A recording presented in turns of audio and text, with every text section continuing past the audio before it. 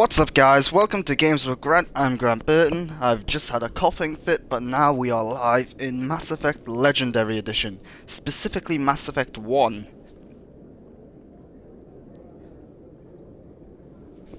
So where the hell am I and what am I up to at the minute? Right, so this is still fairly early in the game. I haven't yet became a Spectre. This is a game I've played many times before. In fact, I've probably played this game about 6 times already. Like, not specifically this Legendary Edition, but the Mass Effect itself I've probably played 6 times in my lifetime.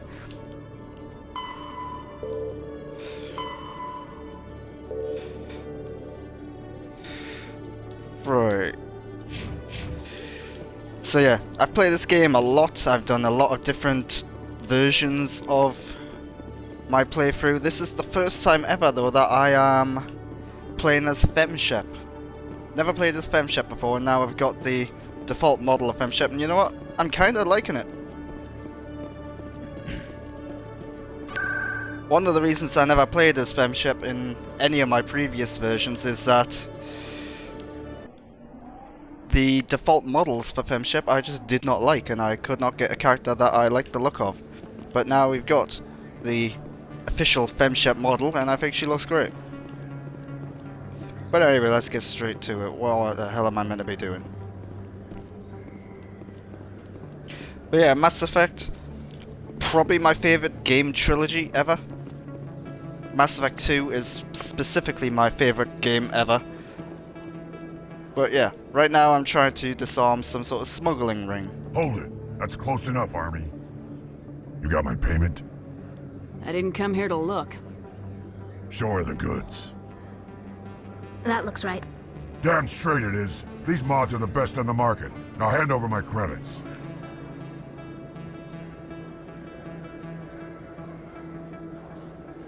Here you go.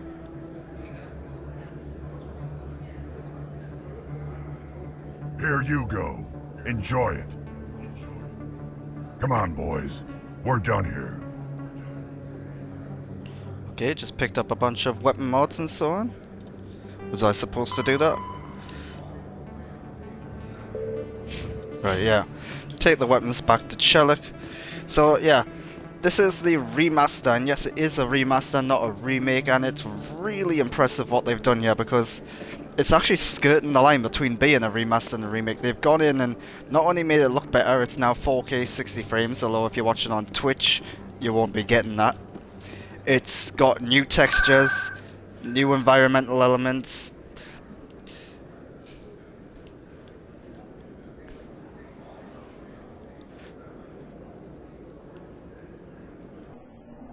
The combat is the main thing that's been tweaked.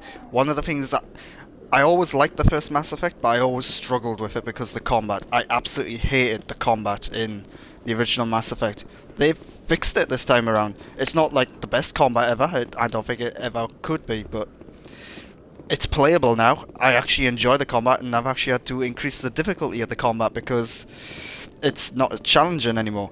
In my original Mass Effect playthroughs, I always had to play the difficulty on the lowest difficulty just so I could speed through it because I hated it that much. Commander, I hear you have something for me. Here's your shipment, Chelik. Excellent. This is everything I need. Maybe more than I need. Here, Commander, take this. I won't need it, and you've earned some payment for your work. As for Jenna, I'll make sure we get her out of Kor's den immediately. Now I need to get these mods into evidence. Thanks again, Shepard. Okay, just got a bunch of stuff there. What was that? Chemical rounds. Cool.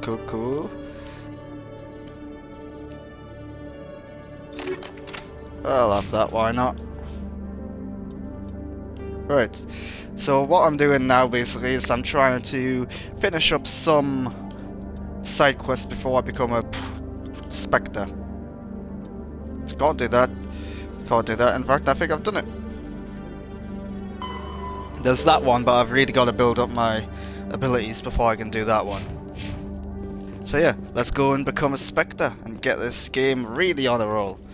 But one of the things that Mass Effect is special, it's it's not just a great game, and I think that's why it stands out to a lot of people, myself included. Mass Effect is a whole world that you can just dive into. It's well realized. There's a bunch of stuff you could literally just be sitting here for hours reading up on all the lore and the side stuff that's going on in the game and get a real sense that this world and galaxy is real. Commander. I know I can get a mission from him at some point, and I'm trying to remember when it was. I think it's after I become a Spectre. But anyway, let's get this show on the road. Udine is presenting the Quarians' evidence to the Council. Eden Prime was a major victory. The beacon has brought us one step closer to finding the conduit. And one step closer to the return of the Reapers. You wanted proof? There it is. This evidence is irrefutable, Ambassador. Saren will be stripped of his Spectre status, and all efforts will be made to bring him in to answer for his crimes. I recognize the other voice, the one speaking with Saren. Matriarch Benezia. Who is she? Matriarchs are powerful Asari who have entered the final stage of their lives. Revered for their wisdom and experience, they serve as guides and mentors to my people. Matriarch Benezia is a powerful biotic, and she had many followers. She will make a formidable ally for Saren. I'm more interested in the Reapers. What do you know about them? Only what was extracted from the Geth's memory core. The Reapers were an ancient race of machines that wiped out the Protheans. Then they vanished. The Geth believe the Reapers are gods, and Saren is the prophet for their return. We think the conduit is the key to bringing them back. Saren's searching for it. That's why he attacked Eden Prime. Do we even know what this conduit is? Saren thinks it can bring back the Reapers. That's bad enough. Listen to what you're saying. Saren wants to bring back the machines that wiped out all life in the galaxy? Impossible. It has to be. Where did the Reapers go?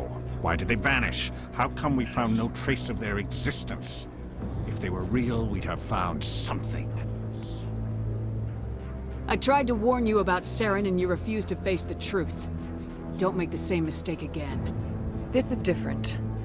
You proved Saren betrayed the Council. We all agree he's using the Geth to search for the conduit, but we don't really know why.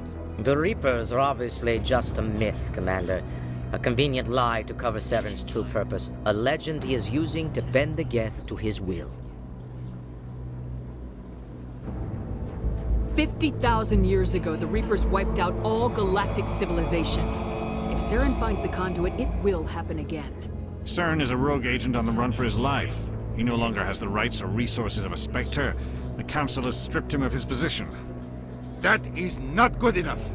You know he's hiding somewhere in the Traverse. Send your fleet in!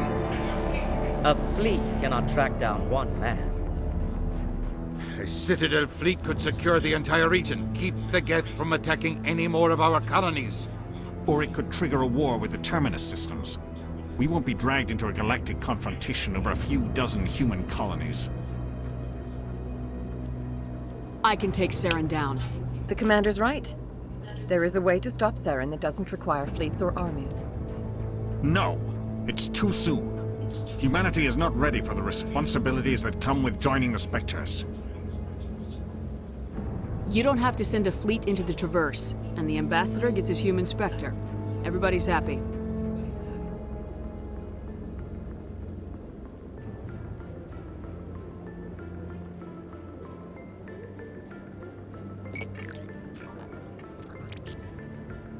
Commander Shepard, step forward.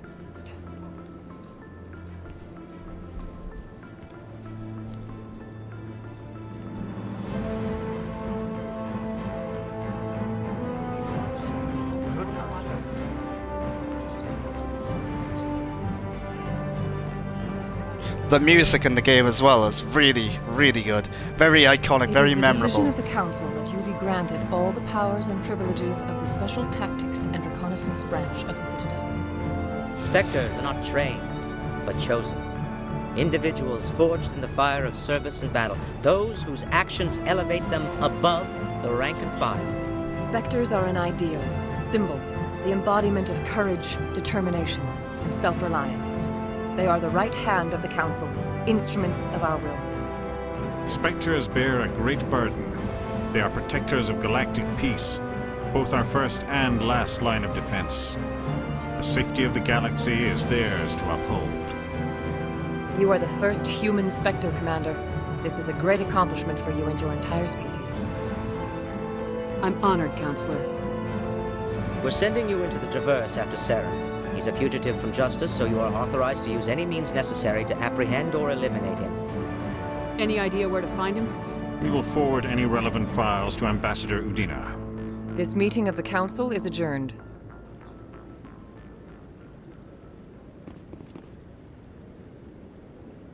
Congratulations, Commander. We've got a lot of work to do, Shepard. You're going to need a ship, a crew, supplies. You'll get access to special equipment and training now.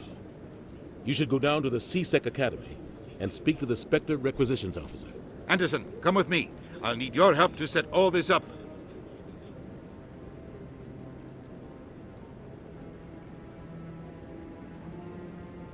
I thought the ambassador would be a little more grateful. He didn't even thank you. Until I find Saren, I haven't done anything. Come on. Right behind you, Commander.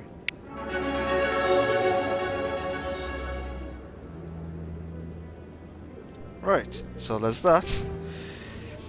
Let's level up. Where's Spectre training?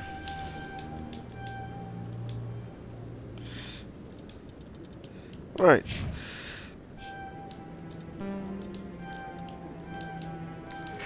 One of the reasons Mass Effect is so special is because of the characters. The characters are incredibly well written and well realized, to the point where over the course of like what, 30 to 60 hours I think this game lasts, if I remember rightly, it's the characters become your friends basically, and you start to care about them, you start to really want the best for them, which is why when a Mass Effect 2 comes around and you get put on a suicide mission, it becomes really, you have to get really invested in it.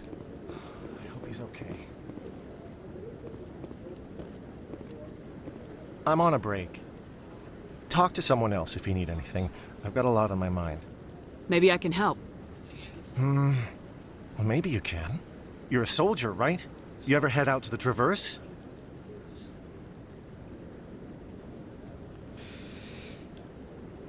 Sometimes. My brother's the captain of a ship called the Majesty. It was crossing the Traverse a few days ago when it disappeared. Just dropped right off the grid. And that usually means one of two things. They had massive mechanical failure, or they were attacked. Any idea why someone would attack them?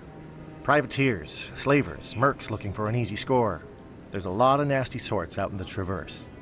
I won't give up on my brother. Not yet. I've got the coordinates for the last transmission from his vessel. What kind of ship was it? Don't let the name fool you. The Majesty's just a small trading vessel, only a handful of crew. But he kept it in good condition. I don't think mechanical failure is too likely. But they don't have any real weapons or shields. If anyone did come after them, the Majesty'd be a sitting duck. The guy kind of looks like the chef in The Sopranos. What's his name? Artie, I think he's called. I can't remember the surname. Is it Artie or Arthur?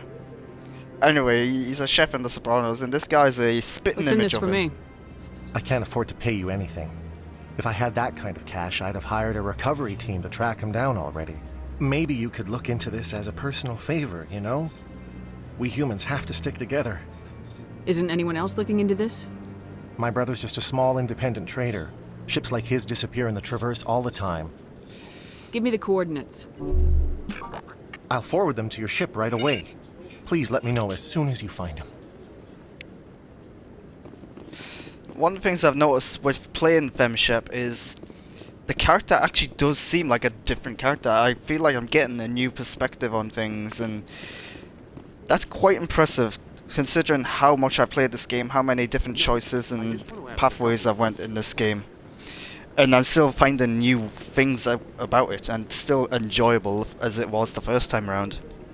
Congratulations on becoming the first human Spectre, Commander. I'm certain you'll be up to the challenge. I appreciate that. My name is Admiral Kahoku. It's about time the Alliance got one of our own in with the Spectres. We need people like you to deal with our problems. Is something wrong, Admiral? I'm getting stonewalled by bureaucratic assholes. Nothing new. Maybe you can help me, Shepard. One of my recon teams was investigating some strange activity out in the Traverse. We lost contact yesterday. Now I can't get clearance to check it out. Suddenly it's a restricted area. But that doesn't apply to you, Shepard. Spectres can go anywhere they want. You could find out why my team dropped out of contact. I'll find them, Admiral. I appreciate that, Commander. I was running out of options. I'm gonna stay here and see if I can find anything out through official channels. Won't hold my breath, though. Yeah, so... this is where the game really starts to open up. This is where you get the Normandy. It's where the galaxy map becomes available and you get to explore the galaxy. And I imagine for first-time players who never played Mass Effect, which there's a lot of, surprisingly. I've seen a lot on Twitter and all over the internet about people coming in playing this game for the first time and just being wowed by it, or just trying to understand why people love this series so much. What's about to come could be very overwhelming for a lot of people, but also very cool and awe-inspiring.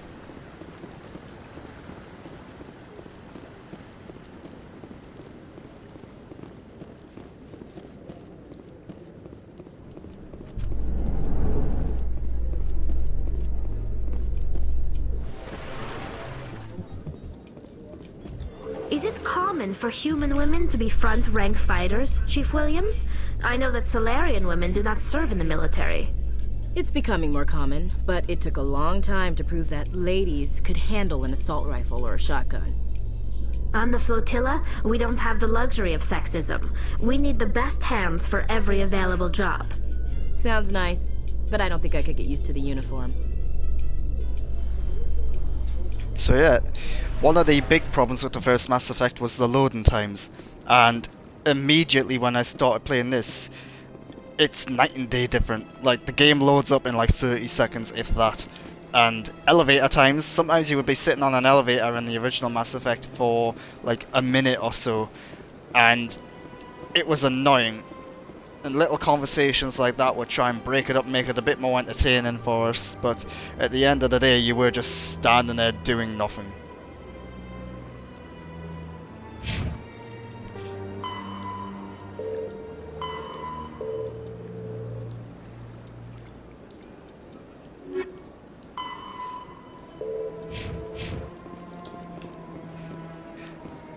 So yeah, there's now an option to skip the elevators altogether if you want, or it just gets straight to the conversations that are going on. Sometimes there's like news footage and stuff, and once it's done, that's it, the elevator's over. I don't think I've been on an elevator longer than 30 seconds, and even then it was just straight to the point. Here's the conversation, done.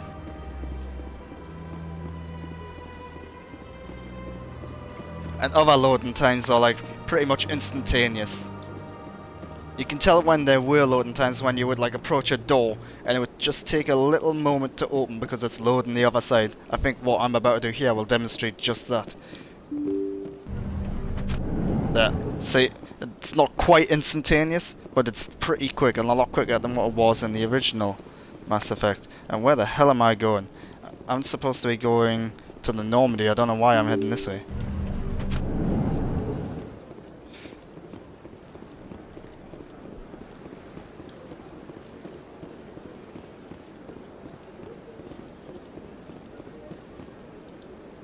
Right. Nope.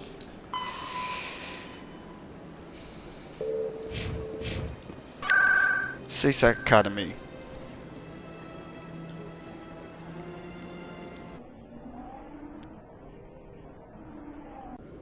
But they've upgraded all the textures, all the environments. They've added like foliage and grass and trees. They've changed certain lighting cues to make it more beautiful, I suppose you could say. Right, where am I heading now?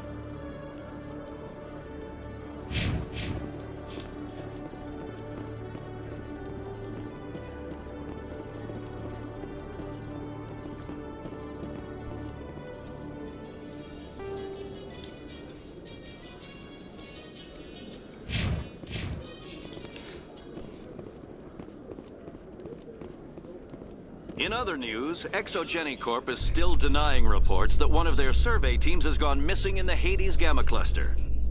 When asked why communication with the survey team was suddenly cut off last week, company officials refused to comment.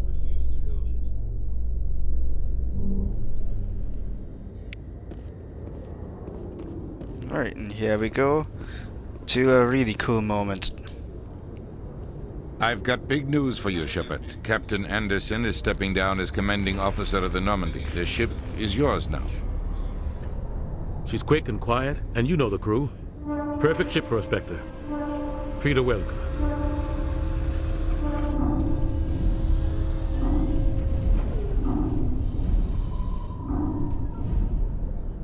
I want the truth. Why are you stepping down, sir? You needed your own ship. A Spectre can't answer to anyone but the Council. And it's time for me to step down. Come clean with me, Captain. You owe me that much. I was in your shoes 20 years ago, Shepard. They were considering me for the Spectres. What happened? I failed. I couldn't make the cut. It's not something I'm proud of. Ask me later and I'll tell you the whole story. For now, all you need to know is, I was sent on a mission with Saren, and he made sure the Council rejected me. I had my shot. It came and went. Now you have a chance to make up for my mistakes. What kind of leads do we have? Saren's gone. Don't even try to find him. But we know what he's after. The conduit. He's got his Geth scouring the Traverse looking for clues. We had reports of Geth in the Pharos system shortly before our colony there dropped out of contact, and there have been sightings around Noveria. Find out what Saren was after on Pharos and Noveria. Maybe you can figure out where the conduit is before he does. The Reapers are the real threat. I'm with the Council on this one, Shepard. I'm not sure they even exist. But if they do exist, the conduit's the key to bringing them back. Stop Saren from getting the conduit, and we stop the Reapers from returning. Anything else? We have one more lead. Matriarch Benezia, the other voice in that recording. She has a daughter, a scientist who specializes in the Protheans. We don't know if she's involved, but it might be a good idea to try and find her. See what she knows. Her name's Liara, Dr. Liara Tassoni. We have reports she was exploring an archaeological dig on one of the uncharted worlds in the Artemis Tau cluster. Sounds like we should head for the Artemis Tau cluster. It's your decision, Commander. You're a Spectre now. You don't answer to us. But your actions still reflect on humanity as a whole. You make a mess and I get stuck cleaning it up. I'll do whatever it takes to stop Saren. Not exactly the answer I was looking for, Shepard. Remember, you were a human long before you were a Spectre. I have a meeting to get to. Captain Anderson can answer any questions you might have.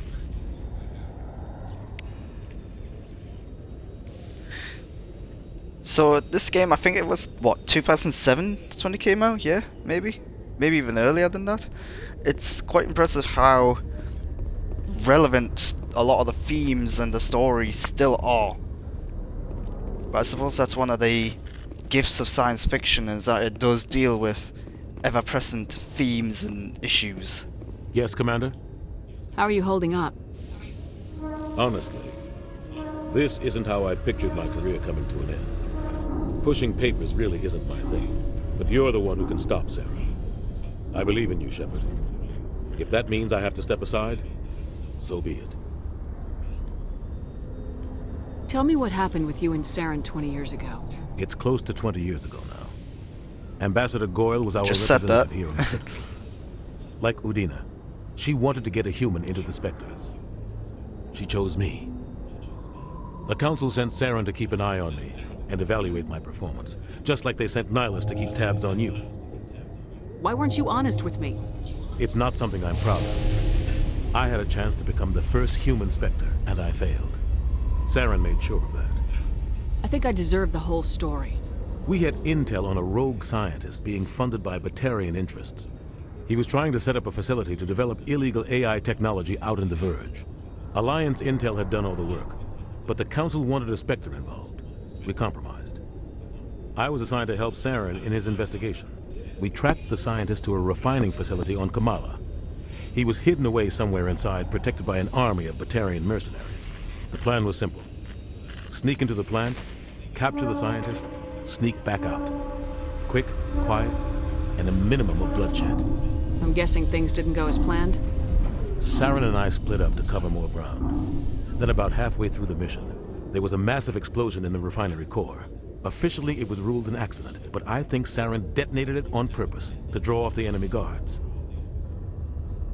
Sounds like overkill to me. The explosion tore the refinery to shreds. The whole place was on fire. Black chemical clouds poured out into the atmosphere. Nobody inside survived. There was a camp for the workers and their families nearby. Between the fires and the toxic fumes, the final death count was over 500.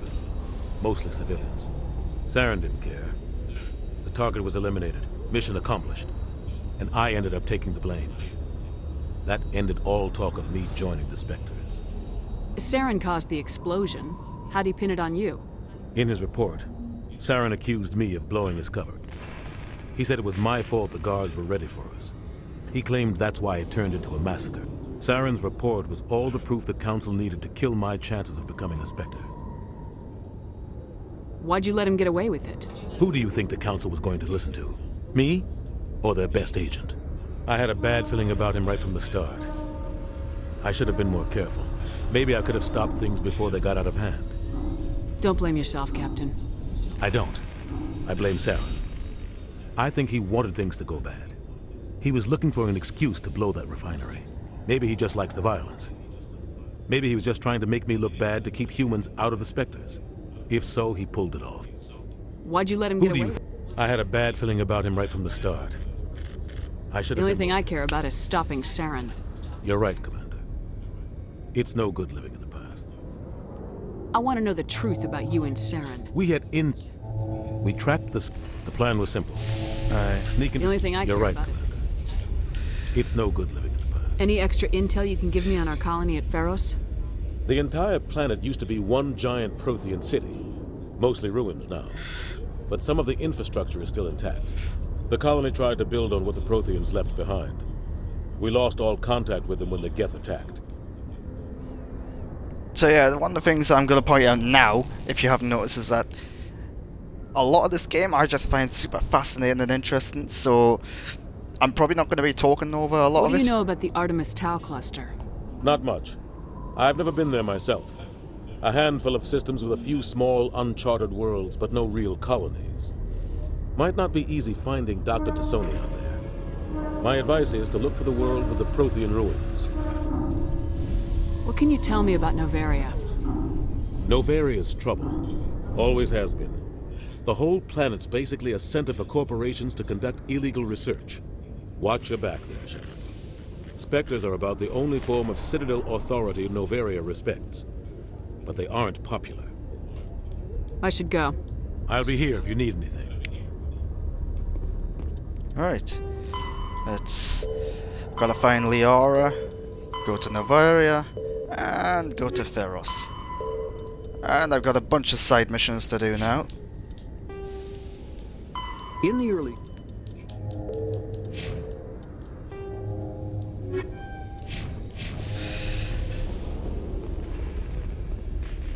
Before I go in here, let's just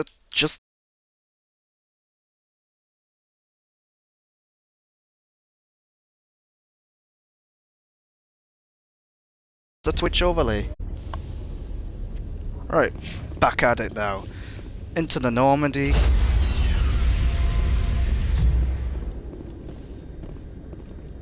Stand by, shore party. Decontamination in progress. I heard what happened to Captain Anderson. Survives 100 battles and then gets taken down by backroom politics. Just watch your back, Commander. Things go bad on this mission, you're next on their chopping block. Saren's out there somewhere, and we're gonna find him. Everyone on this ship's behind you, Commander. 100%. Intercom's open. If you got anything you want to say to the crew, now's the time. This is Commander Shepard speaking. We have our orders. Find Saren before he finds the conduit. I won't lie to you, crew. This mission isn't going to be easy. This began with an attack on a human settlement in the Traverse. But we know Saren won't stop there. His Geth armies aren't going to stay on the far fringes of Citadel space. Council wants to ignore this. That's no surprise. They never helped us in the past. No reason they'd start now. But we don't need their help. We can do this on our own. Our enemy knows we're coming. When we go into the Traverse, Saren's followers will be waiting for us. But we'll be ready for them, too.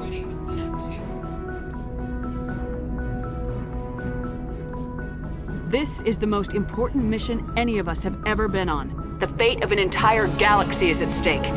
We will stop Saren, no matter what the cost. Well said, Commander. Captain will be proud. Fancy speeches won't stop Saren from finding the conduit. If we really want to make the Captain proud, we better get this bird in the air. Yes, ma'am. There we go. The loading times are that quick that it's actually cutting off a lot of the end of my certain scenes. Something you need? How's the Normandy performing? Is she everything they said she'd be? She's the best ship in the fleet. If you've got a pilot who knows how to handle her. Balance isn't what you'd expect. Takes a while to get used to that oversized drive core we got stuffed in the back, and her power can sneak up on you if you're not careful. The Normandy's probably too much ship for your average Alliance pilot, Commander.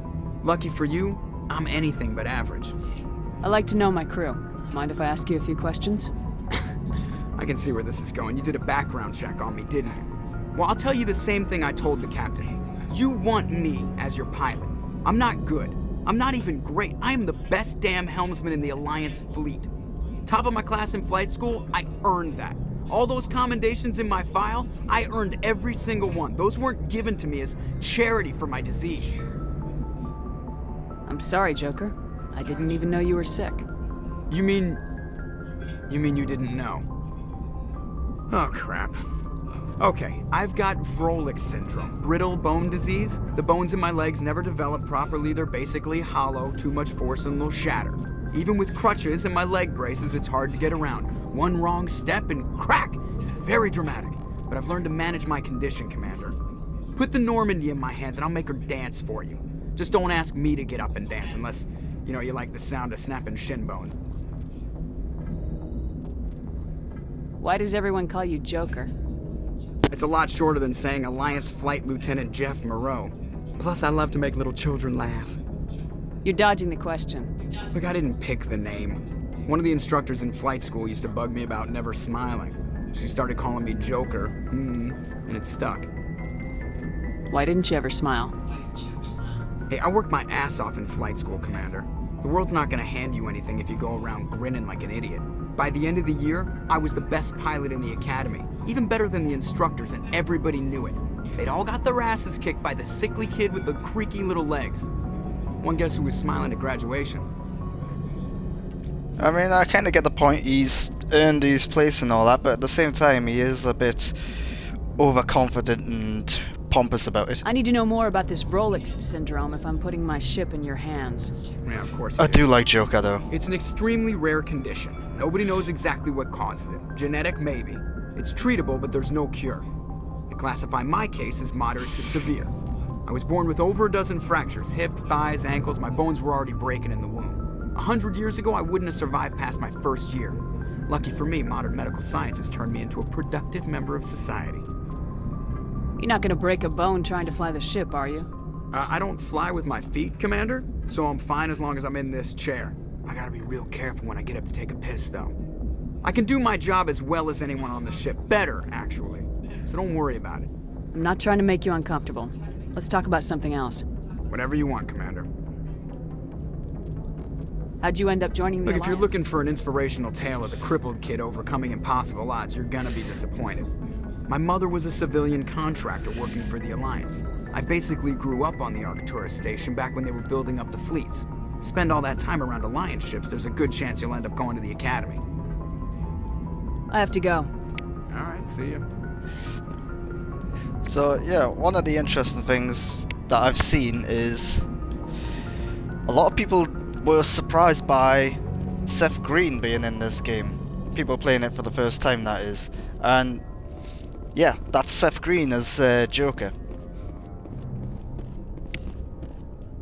There's a surprising amount of big name stars and celebrities in this game and the rest of the Mass Effect series. If anyone has to take over for Captain Anderson, I'm glad it's you. I'm not sure about having non-humans on our ship, though. We're all on the same team here, Presley. With all due respect, ma'am, that's what they said about Nihilus. Look how that turned out. One of the things they've changed about this version of Mass Effect is Presley's appearance. He looks the same, but he's definitely been de-aged a bit. He had grey, white hair in the original game. Now I'm he in charge doesn't. here, Presley. I decide if we have non-humans on this vessel. Yes, ma'am. Understood, ma'am. Speak freely, Presley. I want to know if you have a problem with non-humans. It's not that, Commander. Humanity has always handled its own problems. Saren attacked one of our colonies. We should be the ones to stop it. We don't need their help. Some people think asking for help is a sign of weakness. That's just being stupid and stubborn. No matter how strong you are, allies can make you stronger. I guess so. Maybe I'm just stuck in the old ways of thinking. But don't worry, Commander. This won't be a problem. How did you end up assigned to the Normandy? I signed up with the Alliance as a navigator right out of school, following in my grandfather's footsteps, I guess. My first posting was on the Agincourt. We were at Elysium during the Skillian Blitz. A massive fleet of alien raiders hit the colony, trying to wipe it out. They had the numbers, but their ships were no match for an Alliance frigate. It was a slaughter. We couldn't even keep track of how many ships they lost. How'd you end up on the Normandy? I got my officer's commission after Elysium. Must have made an impression on the right people. Captain asked for me when he was picking his crew. Carry on, Presley. Yes, ma'am. Yep, that's the next Carry On movie. Carry On Presley. If you're not in the UK and you're watching this, you probably don't have a clue what that was a reference to. But yeah, the Carry On films used to be like corny, cheesy, highly inappropriate by modern standard comedies. In like, I think it started in the 60s, maybe even the 50s. And then like, they started to dwindle out by like the 80s and 90s. Some of them are alright.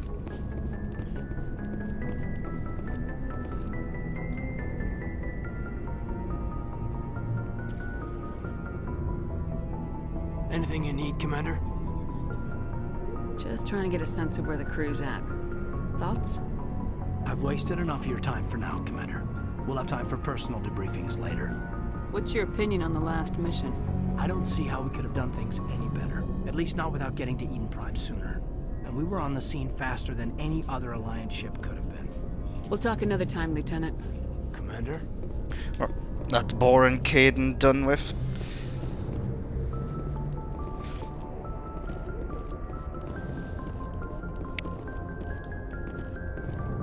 Yeah.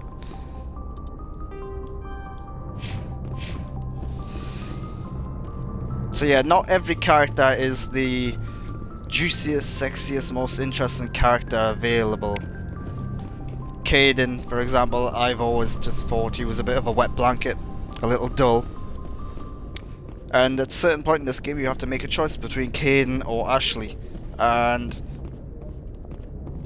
that's not an easy choice because of how uninteresting Kaidan is, but because of how racist Ashley is, it makes it pretty easy. Yes, Commander? Is there something you need? How did you end up serving on an Alliance ship? I enlisted right out of med school. Earth always seemed boring to me. Too safe, too secure. I figured the colonies were teeming with exotic adventure. I wanted to travel the stars, tending the wounds of tough soldiers with piercing eyes and sensitive souls. Turns out military life isn't quite as romantic as I'd imagined. But humanity needs the Alliance if we want to keep expanding through the Traverse, and the Alliance always needs good doctors. So I stayed on to do my part. Ever think you made the wrong choice? Sometimes I think about opening a private practice back on Earth, or maybe taking a position at one of the new med centers out in the colonies. But there's something special about working on soldiers. If I left the Alliance now, I'd feel like I was abandoning them. So this is Dr. Chakwas, and they've changed her appearance a little as well. They've tweaked her uniform, it's got a much better uniform, better textures and detail in it. And they've also made her look a little younger and gave her a slightly different How well haircut. do you know the Lieutenant? I'd never worked with him before this mission, but he has an impressive service record, over a dozen special commendations. Tends to keep to himself, though. Maybe because of the headaches. It's not easy being an L2. What does that have to do with it? Well, most biotics now use the L3 implants. Lieutenant Alenko was wired with the old L2 configuration.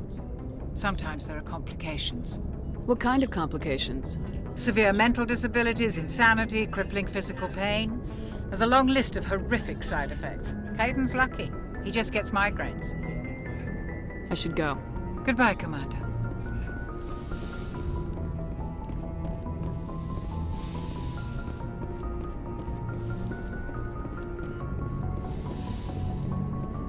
One of the interesting things about the Normandy, which you may or may not know, is that the interior is bigger than the exterior. What we're seeing here would not fit on the outside, would not fit inside the outside model of the ship. It's a bit like the TARDIS, it's bigger on the inside, basically.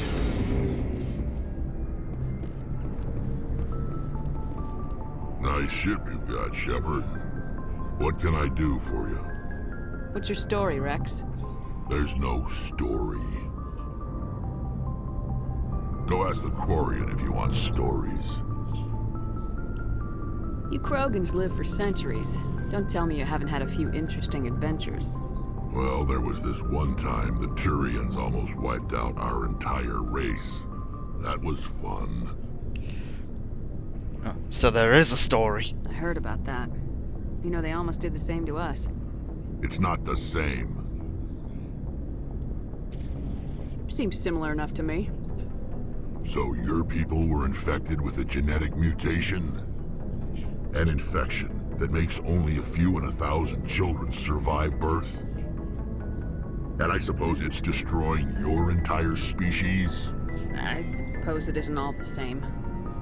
I don't expect you to understand, but don't compare humanity's fate with the Krogan. Sorry, Rex. I wasn't trying to get you upset. Your ignorance doesn't upset me, Shepard. As for the Krogan, I gave up on them long ago. The genophage infected us, but it's not what's killing us. Are your people really dying? We're sure not getting any stronger. We're too spread out. None of us are interested in staying in our own system. Lots of species have left their homes and prospered. But they go to colonize new worlds.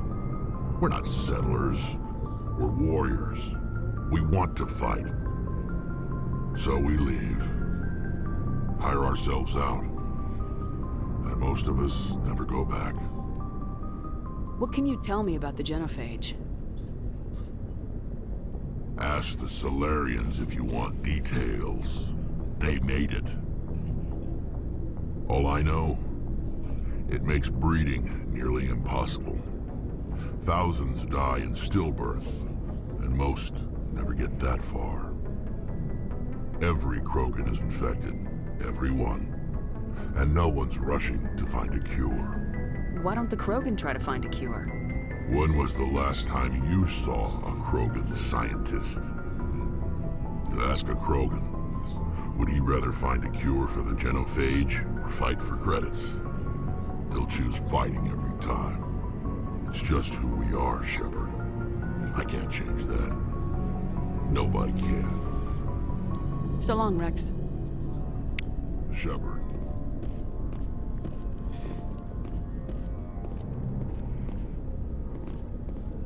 Commander? What's your opinion of the last mission? Kinda wish you'd got there sooner, Commander. No offense, I appreciate the rescue. I just wish... You wish we'd been able to save the rest of your unit. Yes, ma'am. If I had been more alert, we wouldn't have been cut down by an ambush. We never trained to fight synthetics. The Geth haven't gone beyond the Veil in 3 centuries. Our training's supposed to make us able to adapt. I'll make sure it doesn't happen again. Do you have a few minutes to talk? One-on-one? I'm sorry, Commander. I need to get my duties squared away. I wouldn't mind talking more later, though. Dismissed, Chief. Ma'am? Yeah, so there's the racist Ashley done with.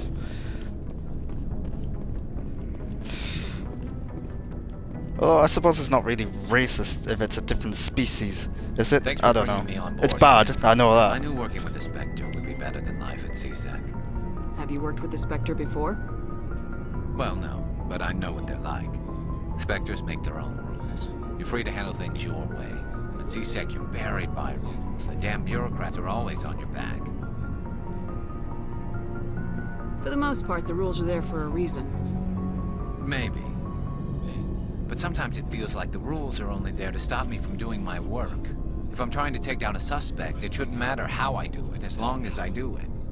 But CSEC wants it done their way. Protocol and procedure come first. That's why I left. So you just quit because you didn't like the way they do things? There's more to it than that. It didn't start out bad, but as I rose in ranks, I got saddled with more and more red tape. CSEC's handling of Saren was typical. I just couldn't take it anymore. I hate leaving. I hope you made the right choice. I'd hate for you to regret it later. Well, that's sort of why I teamed up with you. It's a chance for me to get off the Citadel, see how things are done outside CSEC. Either way, I plan to make the most of this. And without CSEC headquarters looking over my shoulder, well, maybe I can get the job done my way for a change. As long as you do your job well, you're free to go about your business as you see fit. Thank you, Commander. Hey, Commander. Looking for some extra supplies before you head out? What have you got? Whatever you want. Armor, weapons, mods. It's not standard Alliance issue, but that's not necessarily a bad thing. Well, as long as you don't mind paying for it. Why should I pay you for my weapons and armor? My stuff doesn't come from the Alliance. I have to purchase it myself, and it's not cheap. Hell, the licenses alone have set me back more than I'd like. But no licenses, no goods. Without the goods, I'm out of a job. What are licenses? Why do you need them? Manufacturers sell licenses. Each license allows me to buy and sell a certain brand of products. I already have several basic ones, but you'll need to buy more if you want me to bring in different brands. And I've Many actually of been the doing best that. licenses are hard to get, but they're well worth the cost if you can find them. What do the different manufacturers offer? There are too many for me to keep track of, but each license will explain what it's good for. How often will you get new items? Well, that depends on how many licenses you've purchased, but I'll rotate items on a regular basis regardless. And anytime we land someplace with a big enough port, I'll buy, sell, and trade whatever I can. Check back often. I need to move items quickly, so only the most basic items will be stocked consistently. Let's see what you've got. You bet, Commander. So one of the things I hate about this original Mass Effect is the inventory system and all of this stuff. So the fact that I can't see what that gun looks like, a bit annoying. Like, yeah, I get it, it will come in a case, sure, but it'd be nice to know what it looks like. Same with the armor. Yeah, I'm assuming that's camo.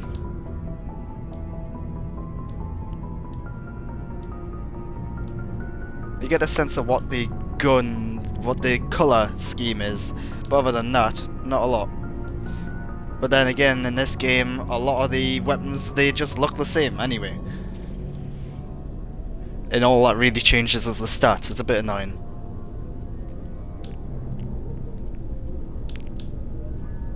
Right, well, I'm not going to buy any of that crap right now.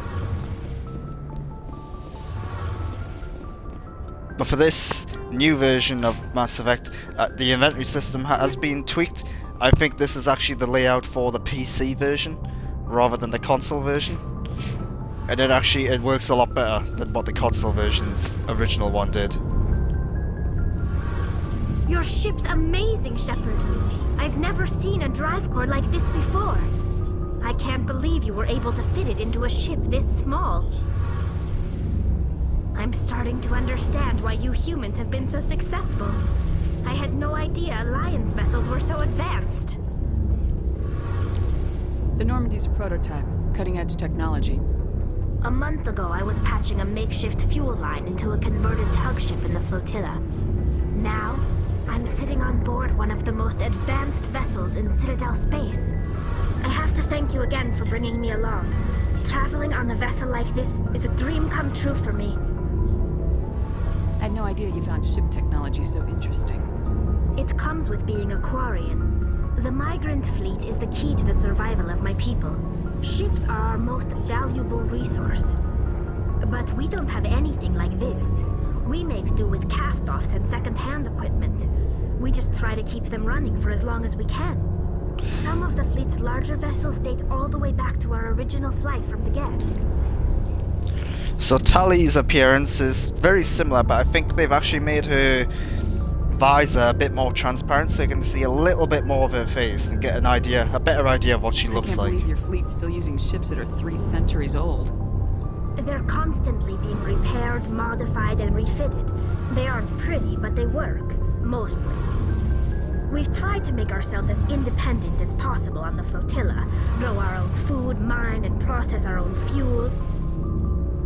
But some things we just can't make on our own. A patch to maintain the hull integrity requires raw materials we just don't have. That's why our pilgrimages are so important. Tell me about your people. Our lives aren't easy. Resources are scarce, and we are constantly on the move. Everything we do must in some way contribute to the continuation of the migrant fleet. There are 17 million Quarians in the flotilla, and each of us relies on the others for survival. The bonds among my people are strong. Unfortunately, we have had to surrender many of the freedoms and civil liberties other species take for granted. What kind of freedoms? Well, it's illegal for parents to have more than one child. If our population grows too much, it would strain our resources to their breaking point.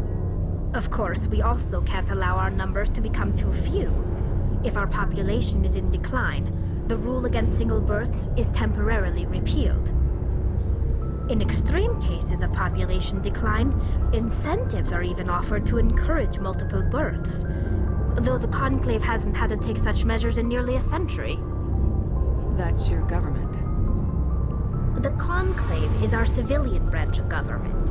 Each ship can elect a representative to serve on the Conclave and make decisions that affect the fleet as a whole. On matters that affect an individual ship, however, the captain has the final say. It's a tradition that dates back to the early days, when the fleet was governed by martial law. Fortunately, most captains nowadays are smart enough to have an elected council from their crew to give them advice and guidance. So the ultimate power rests with elected officials? In practice, the Conclave and the respective council for each ship tend to set the rules that govern our daily lives. But in theory, we are still under military jurisdiction. The 5 top-ranking military officials in the fleet serve on the Admiralty Board. These 5 have the power to overrule any decision by the Conclave in case of emergency. To do so requires unanimous agreement among the Admiralty, and they can only do this once. After that, the entire board must resign their posts. It's a safeguard that served us well. In nearly 3 centuries, the Admiralty Board has only overruled the Conclave 4 times. I want to know more about the Geth. I doubt I can tell you anything you don't already know. It's been almost 3 centuries since they drove my people into exile. All I know is the story of their origins, what they were when we created them, and how they turned on us. Interesting. The Geth were originally created to serve as an automated manual labor force. Initially, their intelligence was as limited as any VI. Over time, we made small modifications to their programming to allow them to perform more varied and complex tasks, bringing them closer and closer to true AI status.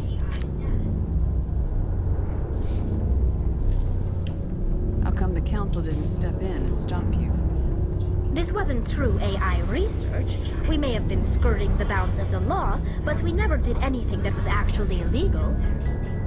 The changes were so insignificant, so gradual, that we were able to control them. Or so we thought. But one thing we underestimated was the power of the neural network. A million Geth thinking simultaneously created an inherently unstable matrix. So the Geth share brain power? Many of the Geth's logic systems were designed to work in concert with other nearby Geth. Basically, the more of them you have in the group, the smarter they are. So there's some sort of group consciousness. No, nothing like that.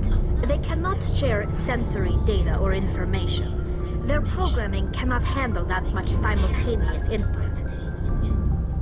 Each Geth maintains an individual awareness and identity. The neural network only operates on a process-based level. It's basically the synthetic equivalent of a subconscious. But when they're in close proximity, they can coordinate low-level functional processes, freeing up more capacity for original or independent thought. That doesn't make any sense. I'm probably oversimplifying.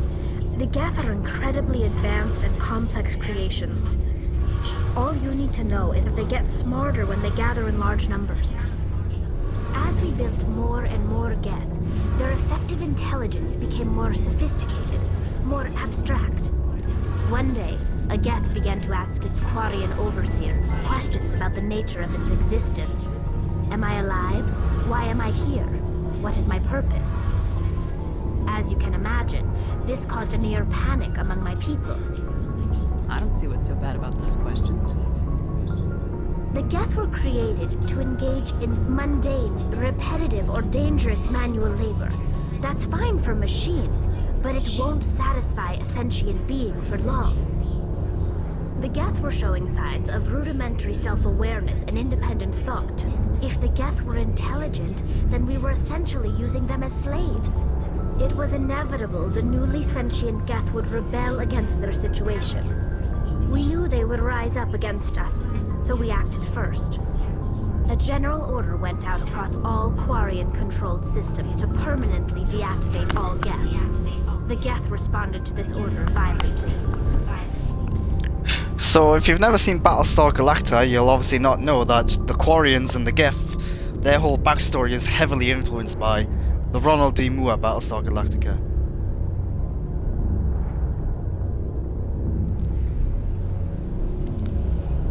Hey, you can't blame them for fighting for their survival.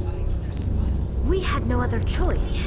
The Geth were already on the verge of revolution. By acting quickly, we had a chance to end the war before it began. The hope was that most of the Geth would still be little more than machines, incapable of organized resistance. But they had progressed much further than anyone anticipated. The war was long and bloody. Millions upon millions of Quarians died at their hands. In the end, we were forced to flee our own homeworld. We feared the Geth would pursue us, but they never came beyond the veil.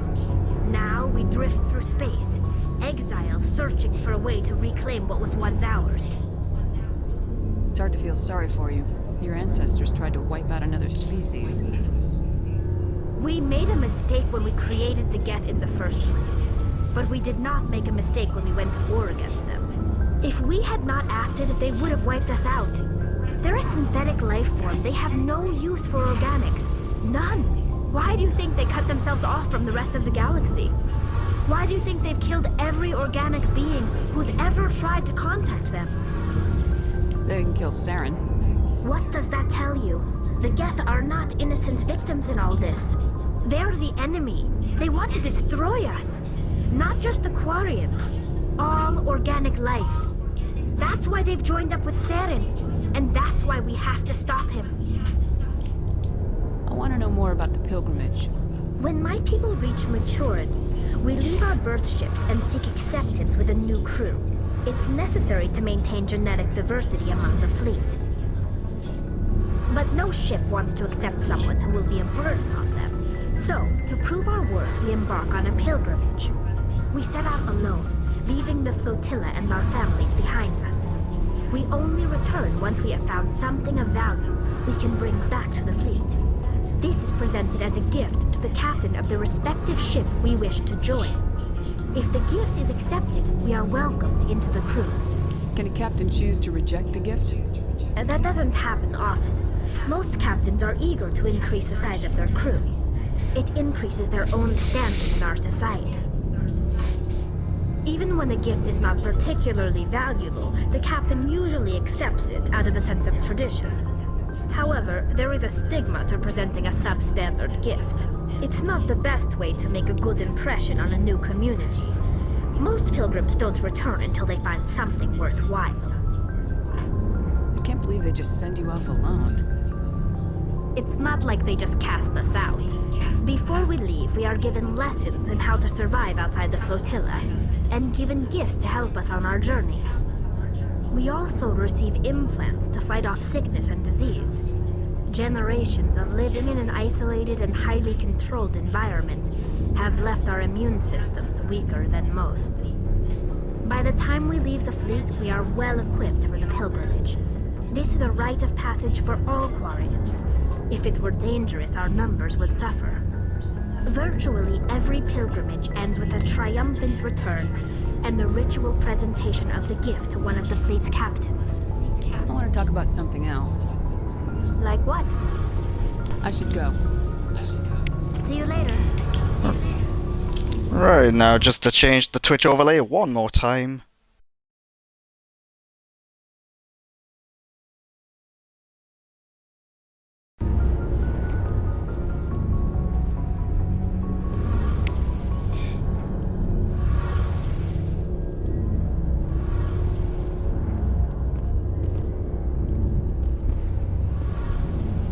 Hey, Commander, you know that Quarian, Tali?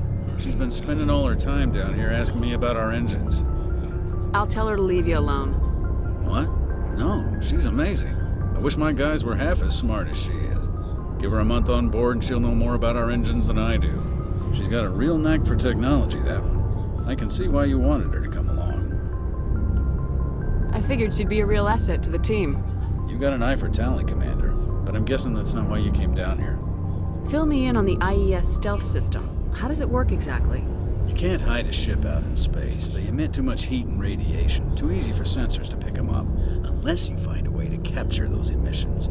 So our stealth systems trap the energy we give off in storage sinks built into the ship itself. No emissions to give away our location. Eventually the sinks have to be vented. More than a few hours silent running and they overheat. Cook us inside our own hull.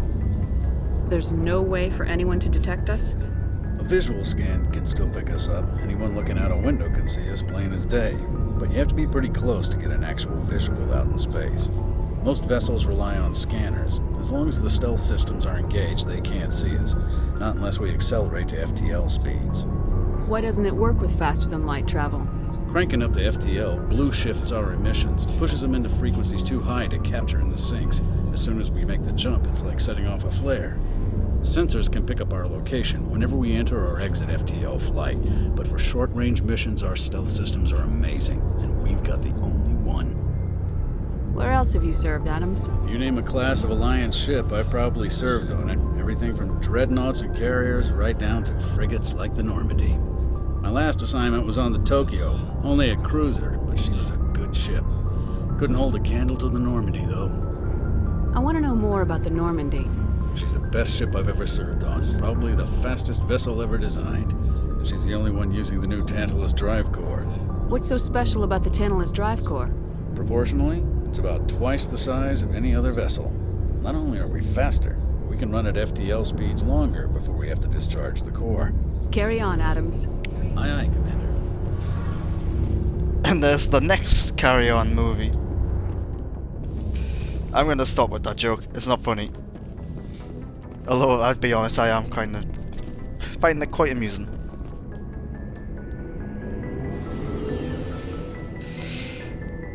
So I'm quickly realizing that this is not a good game to stream because I actually want to pay attention to it and I want to concentrate on it. So I will not be streaming more of this game,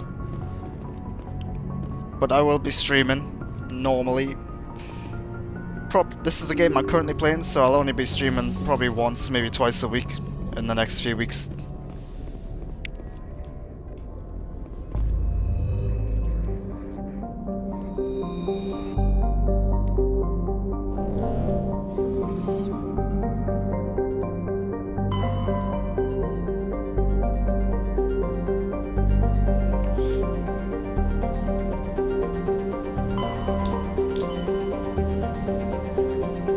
So yeah, this is where it gets a bit more daunting.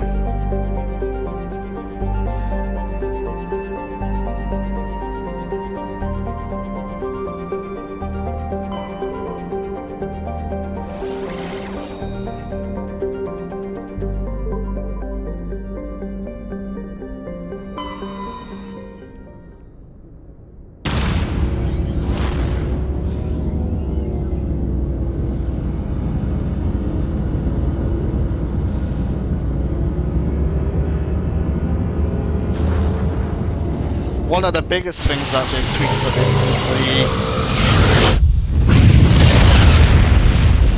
this is the Mako.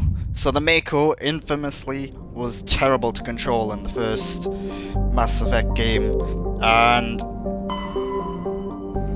they've tweaked it now. I haven't actually played it yet because, well, of where I am in the game.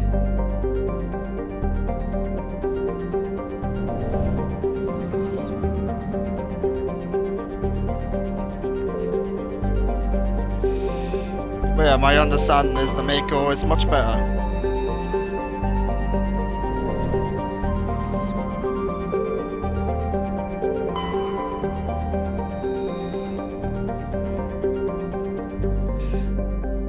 Matriarch's writings recovered. You were scanning the planet Poralon when a strange signal came from orbit. Navigator Presley determined the signal was from an ancient beacon. Your salvage team brought the beacon aboard and found one of Matriarch Dylanaga's writings in its storage compartment. I think they've tweaked the whole presentation of this a bit. I can't remember it looking like this, although maybe I'm just getting confused with Mass Effect 2.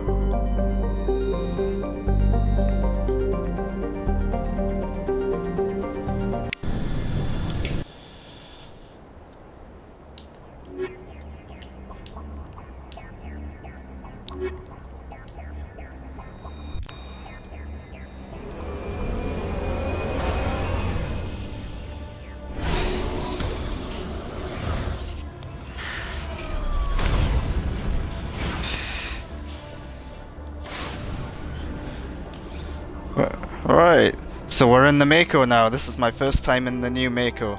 So, yeah, you're about to get a live reaction to the new Mako. Right, I need to upgrade Kaidan, haven't had him on here for a while.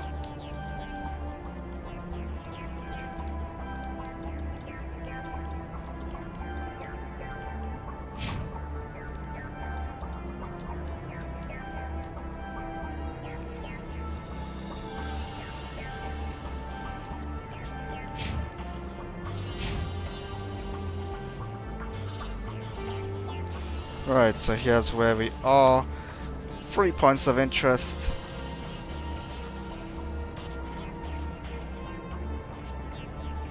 Let's head over to the debris first. Right, let's see. Is it better? No, it's not.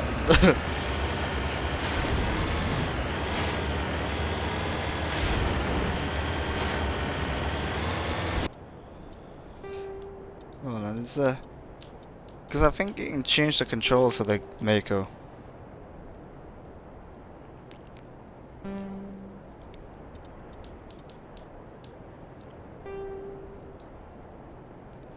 Combat difficulty. No, I'm not saying anything about the Mako.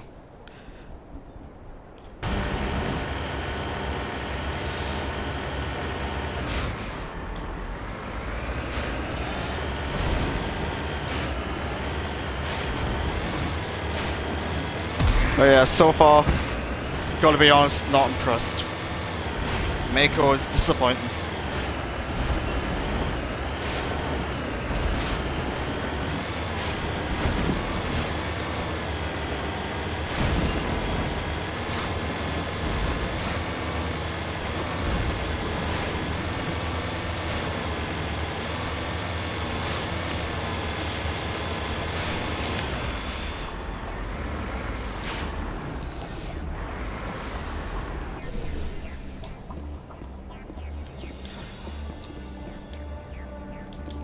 Come on.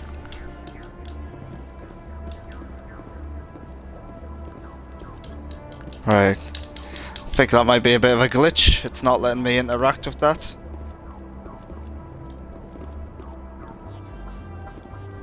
In fact, it's not letting me do anything, which is a little concerning. I can't get into the vehicle, I can't do anything. Huh. Right. What's going on with that?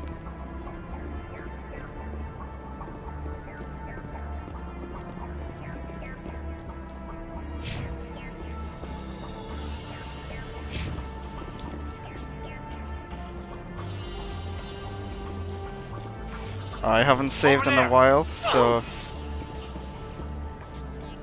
Alright, this is annoying. I might end up dying, yeah.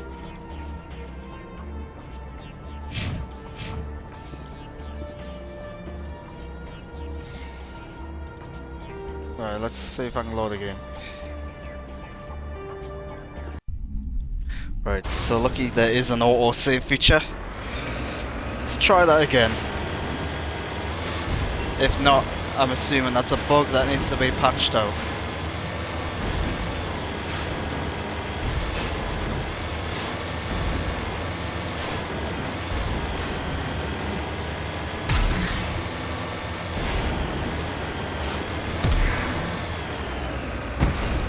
Gotta say, the sound that makes in my headphones is really quite impressive.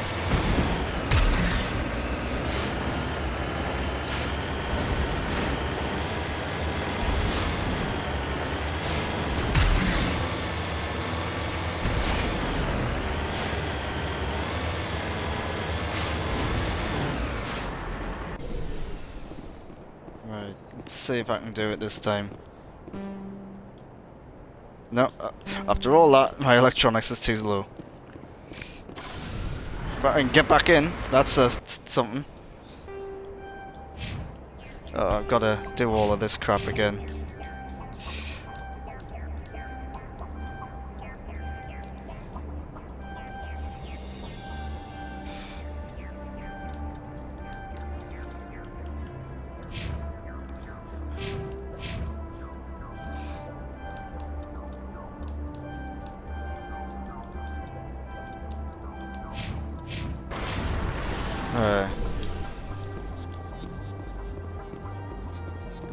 Maybe that's gonna help.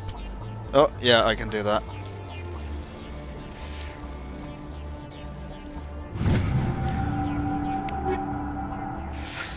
Armor plating and, yeah, 2 bits of armor upgrades.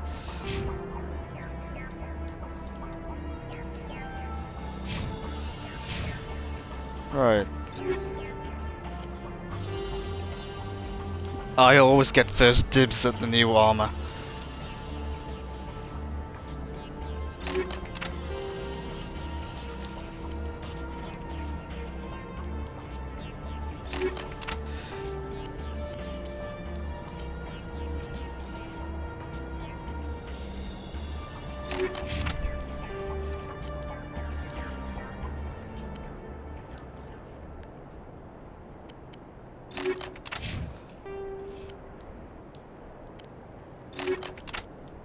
There we go, they've all got some sort of upgrade now in their armor.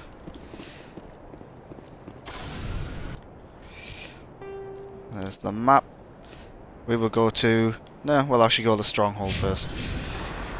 One of the annoying things about the original Mass Effect was the strongholds on every planet were exactly the same.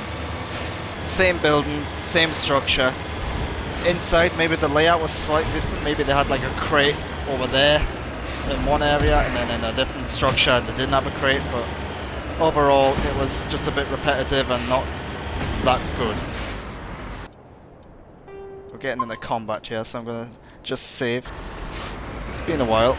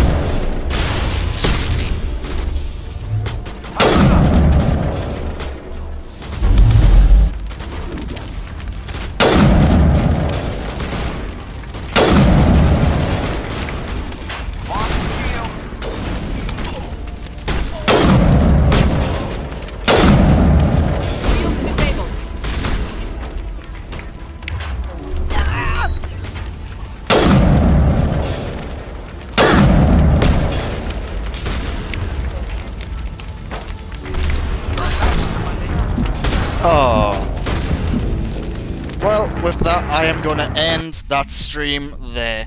I hope you've enjoyed this little look at Mass Effect Legendary Edition, and I'm going to continue playing this game. I'm not going to be streaming any more of it because I do want to actually pay attention to it and give it a real good go.